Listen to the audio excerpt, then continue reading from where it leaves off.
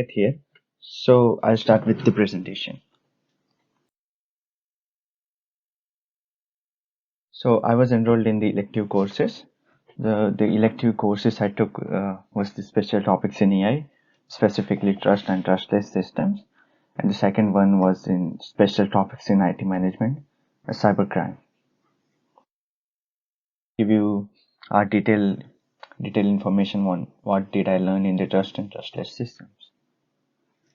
So let's start with the definition. This is one of the many definitions. Trust indicates the willingness of an agent to engage in a transaction in the absence of adequate safeguards. Then we compare and contrast different trust and reputation models as they exist today. And to avoid the confusion, the course also covered on how to distinguish between mistrust, distrust, and trust. Next, we look at the trust pioneers who have contributed on research in the trust. Nicholas Luhmann, Bernard Barber, Honora O'Neill, Elinor Ostroms are just to name a few. They all had different backgrounds ranging from psychology, sociology, and philosophy. According to Honora O'Neill, trust is contextual. That means you trust people or things to do things in a specific context. For example, so would you trust a person who is a skilled carpenter and you give him the live patient who is suffering from serious illness like cancer? In order to demonstrate on how trust flows via networks of relationships, the issue of transitivity looked at how trust is connected through relationships as observed in the commonplace situation like choosing a doctor based on a friend's suggestion. Then we look at the assignment on generative AI.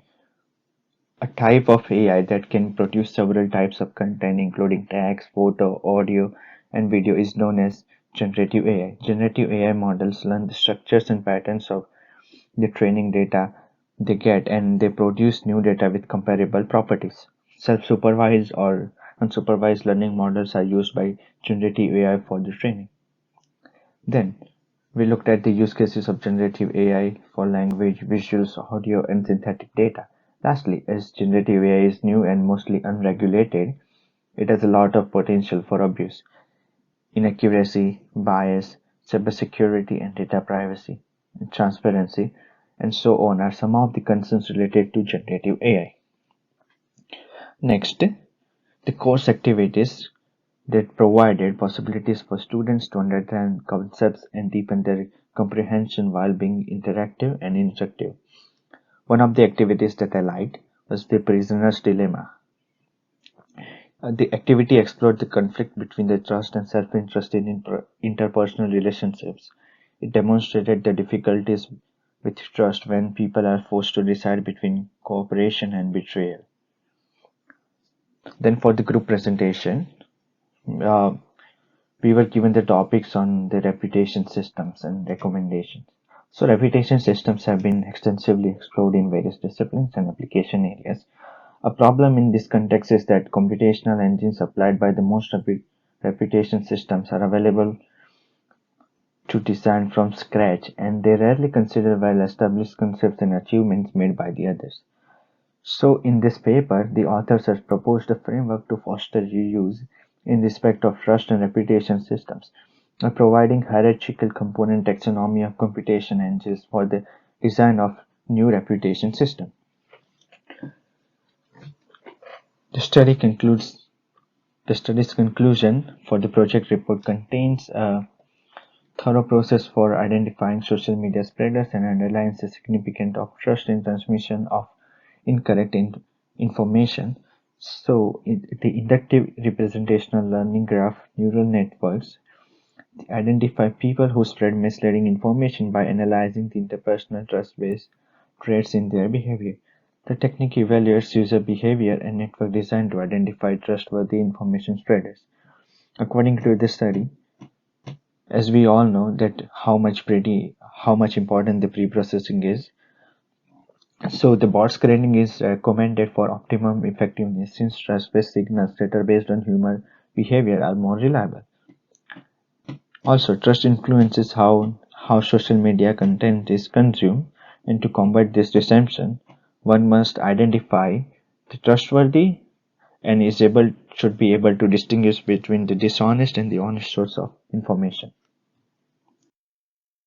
Next, I'll talk about the cybercrime.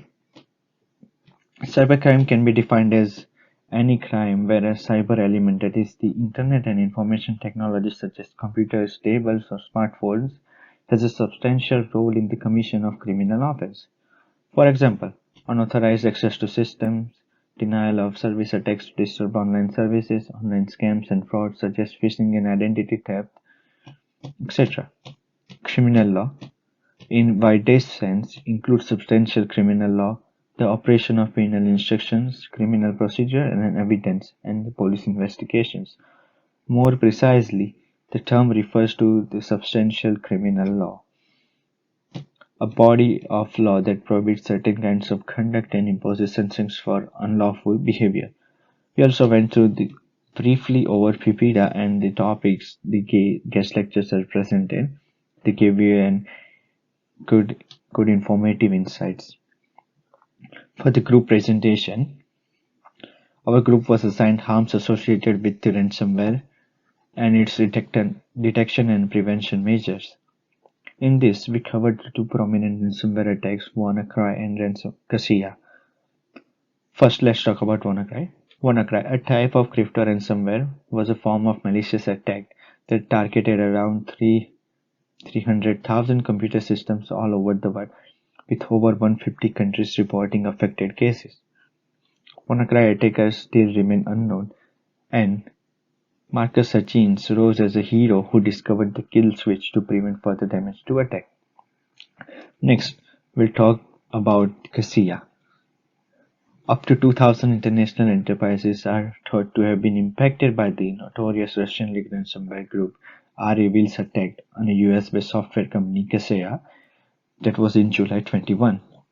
The attack was carried out by REvil using a vulnerability in a Kaseya virtual system administrator product for remote computer management. Attacker offered Kaseya a universal decryption key in exchange for $70 million in Bitcoin. After working tirelessly, Kaseya launched a patch to stop this attack, but the damage has already been done. For the final project, we had to write a report on analysis of Sikki's hospital ransomware attack that has happened in the December 22. Lockbit, a ransomware as a service provider group, was responsible for this attack. The noteworthy thing here was that the Lockbit released a free decryption key after its affiliate violated their codes of conduct. And if I talk about the most recent victim of Lockbit, then it is KidMax Technology, which provides IT services and consulting organization that specialize in networking, cloud computing, storage, security, and database management. This was an attempt to actually hack one of the largest chip-making companies of the world, TSMC, and they demanded $70 million in ransom. Furthermore, we looked at the ransomware attacks trends in 2023. The industry has successfully claimed 1,386 people as a result of its persuasive menace. Some stats, even though the Lockbit 3.0, which is the latest version, remains the most popular ransomware family, their numbers have somewhat decreased compared to first quarter of 2023. It should come at no surprise that US is the nation. United States is the most frequently targeted with 574 victims in quarter 2 of 2023, followed by UK and Canada with 60 and 56 victims respectively. As for the top sectors targeted, business services are on the top this corner with 255 victims, followed by retail and manufacturing sectors with 168 and 156 victims respectively in quarter 2 of 2023.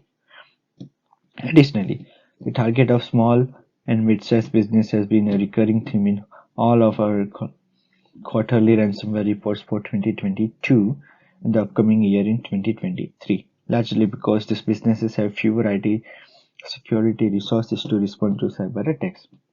However, in the end, I represented The ransomware prevention techniques that were built upon the NIST cybersecurity framework functions to manage cybersecurity risk and promote defense-in-depth security postures, including the legal solutions and not to mention the technical. Cyber insurance policy and its coverage in case of a cyber attack, legal compliance and legal privilege were among the like were among the legal solutions. What did I learn from these two courses? By taking these two courses, I learned the importance of trust and how it has the impact to shape the technical aspects. Also, it has given me a new perspective to look at some things that involves trust. On the contrary, from the cybercrime course, the legal trouble we can get into by violating the law and how to be safe from cyber attacks by having the right defensive techniques in place. What would I do differently? Honestly, I don't think there's much to talk about here. Everything was scheduled in an excellent manner. If I have to say something, then I would say that I would focus more on pre-processing of the data before feeding it to training. And I'm also thinking to create my own sandboxing environment to learn malware analysis. These are the references that I have used to create the presentation. Thank you. That's it from my side, and I wish you everyone a good day.